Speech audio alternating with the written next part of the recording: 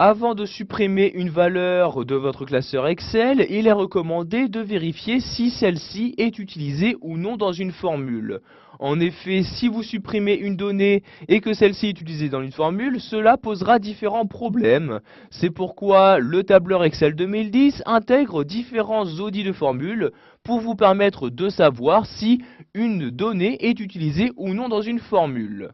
Donc, par exemple, si je souhaite savoir si cette donnée est utilisée ou non dans une formule, je sélectionne tout d'abord la cellule correspondant à cette donnée, je me rends ensuite dans le ruban Office 2010 et clique ici sur l'onglet Formule.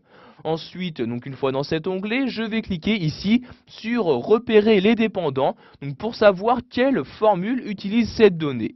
Je clique donc ici sur Repérer les dépendants et vous avez par exemple ici une flèche qui apparaît. Cela veut dire ici donc que cette formule utilise cette donnée-là.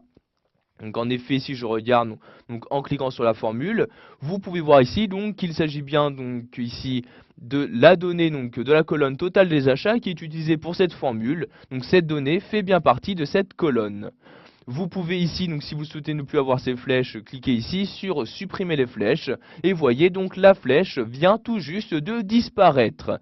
Donc vous pouvez faire ceci pour toutes les données, par exemple celle-ci, je la sélectionne, je clique ici sur repérer les dépendants et de même vous pouvez voir que cette même donnée donc, est utilisée dans la même formule donc pour afficher le total général des achats. Donc je vais de nouveau cliquer ici sur supprimer les flèches. Nous allons maintenant voir que vous pouvez effectuer l'inverse, c'est-à-dire à partir d'une formule, savoir quelles données sont utilisées. Donc je vais pour commencer prendre cette formule-ci, je clique donc dessus, et donc pour savoir quelle donnée est utilisée donc par cette formule, je clique en haut ici, cette fois-ci sur repérer les antécédents. Je clique donc ici et vous voyez donc que j'ai de nouveau ici une flèche qui apparaît avec ici donc un cadre bleu. Cela veut dire que cette formule utilise donc toutes les valeurs se trouvant à l'intérieur du cadre bleu. Donc ici il s'agit bien de toute la colonne du total des achats.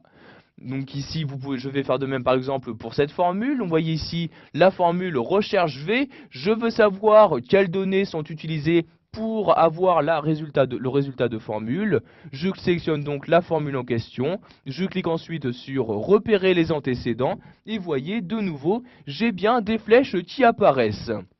Donc toujours ici la flèche bleue pour m'indiquer qu'il s'agit de cette cellule qui est utilisée pour ce résultat de formule. Et vous avez ici cette fois-ci donc une flèche noire en pointillé qui apparaît. Cela veut dire que pour cette formule, il y a des données présentes dans une autre feuille qui ont été utilisées.